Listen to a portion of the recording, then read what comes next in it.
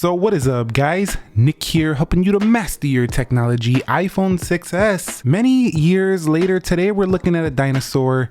Definitely a dinosaur in the game. However, this phone still is running 14.5.1 and will get the rest of 14 updates. However, reports are saying that the 6s will be getting no, iOS 15 this year, along with the original SE. But we could take a look at where does this phone stand. I'd like to begin with the body of this phone.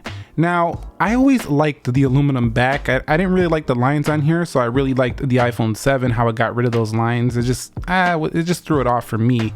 So this one was cleaner on the iPhone 7, but many years later, it still stays clean because, the aluminum material just doesn't get fingerprints. I actually think this could still succeed in today's market. Like if Apple brought a cheaper phone and brought this kind of feel back, I think it could still succeed in today's market. So it's been fine. Now, in terms of the weight, these were always smaller iPhones, so around 143 grams. They didn't weigh much. Oh, there it goes. They didn't weigh much. Look at Nick dropping his stuff on the camera. What's this guy doing? Get it together. Nah, for real. Like, honestly, it's pretty light and really easy to use one hand. That's why the iPhone SE was kind of marketed as a one-handed phone, because you can kind of reach the top really easy and things like that. So still very easy to use.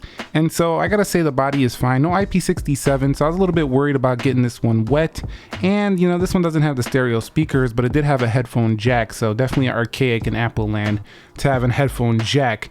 But going to the display quality for this phone, on the 6s Plus you could rotate to landscape. This one doesn't. Again, Apple's been reusing this Retina display for years, so even now I'm very happy with the display on a 6s. It still looks very good, comparable to something like an iPhone XR 11 in terms of just the PPI, not in terms of calibration. The XR has better color calibration, but still, overall it still looks darn good here in 2021. Most displays haven't got much more sharp on the iPhone. Yeah, we have the OLED iPhones, but I'm talking about the hot sellers like the 11, the XR. Those phones still have a very similar resolution, so it held on very good in display. And having that 16:9 makes it a wider display than these skinnier phones these days to read media content. You can see it's dragging to load, and we'll talk about why that is in the performance section in a little bit, but definitely not the fastest phone here. But that brings me on to the software of this device. We are looking at the iOS 14.5.1. Let me show you here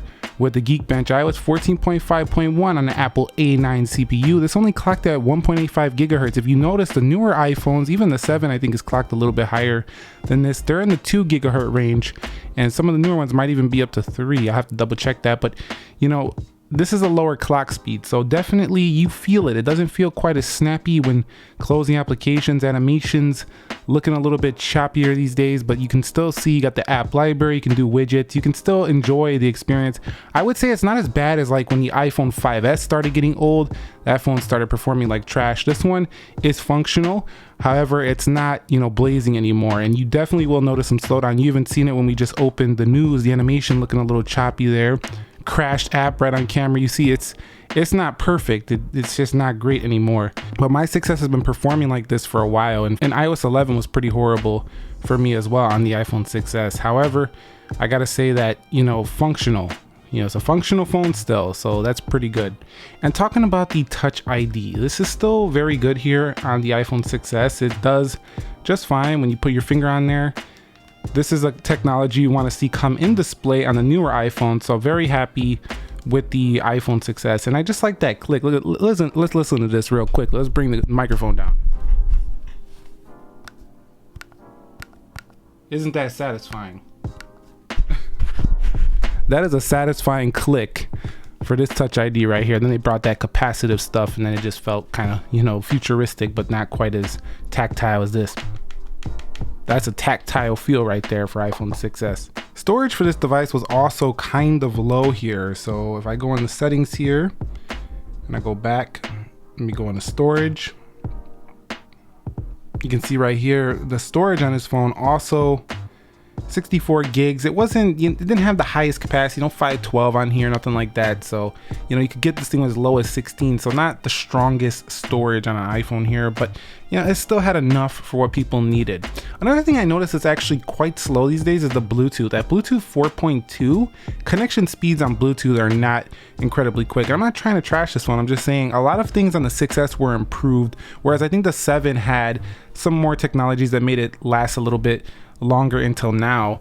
The 6S had quite a few more upgrades, I feel like, over something like the iPhone 7 to the 8, for example. And talking about that battery life while we're at it, now mine has been absolutely horrid because I have a terrible battery health on this, 83%. Some people are gonna say I'm still on 60, but when I get this low on my iPhones, I can literally watch the percentages drain before my eye. I wonder if it's gonna do it here. Let's just hold it there. There it goes, right there. It did it right here on camera. I literally can watch it drain percent by percent. I think we started this video in the 70s. It's already low 60s.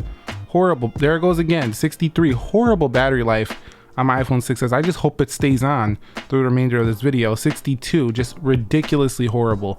Let me bring this over here. 61. Do you see this? This is insane. 61 already. We're gonna watch it go down again. Well, we'll do a camera video part first, but we're gonna see if that goes down. Now, when it comes to the camera, 12 megapixel eyesight, very similar to the iPhone 7. However, the 7 did get some improvements that made the actual processing of it a little bit better aperture. So the 7 was better, but this one was okay. It wasn't really a bad camera whatsoever. It had 4K 30. Front camera on here was a 5 megapixel camera, so that did get improved on the iPhone 7. But at the time, this phone camera did very good on the front. However, a lot of competitors and Apple has really stepped up their front-facing camera, so it's not excellent anymore either. But again, none of this is to say the iPhone 6s is not a functional phone right now. Functional meaning that you can only be using this right now and still get by in today's world. You'll be fine. It'll be a little bit slow from time to time, but you can get by. Look at this, 57, went down 4% again. This is ridiculous, guys. We're gonna have to make this video go a little bit quicker. All right, so listen to the audio. So yes, the display has you have a retina display. One loudspeaker. Nits of brightness. Loud enough, but it feels really old having like only one speaker because almost every phone that comes out now does have 2 speakers. So yeah, I don't want to embarrass the iPhone 6s by running a Geekbench in this video, but I gotta say the iPhone 6s, I think its time has come. I mean, you can use it until 15 comes, but if you're on a 6S, I would really consider upgrading at this point. You know, you probably won't have as horrible battery of me if you replace the battery, but you know, the phone to me just has so many upgrades on newer iPhones that they're really gonna be felt if you've been holding out. Like you got a 6S or a 6S Plus, you're really gonna feel the upgrades. If you go to something at least like 2 generations newer, you're really gonna feel the upgrades. If you go to something like a 10 or newer, it's gonna feel like a huge update from something like this. So yeah, 6S, mid 2021, many years later, it did its job, but its time has come. Do you agree with my sentiment on the iPhone 6S? Let me know down below in the comment section of this video. If you want to see more revisited videos, like maybe we'll cover the iPhone 8 next, we'll cover some old dinosaurs, keep them coming, you know? And let us know if this is something you like to see going forward. I will consider covering some older Samsung boys as well. Thumbs up if you found the video helpful, and if you enjoyed this one, you might also like to watch this one right here, and I'll catch you all in the next one. Nick here, peace.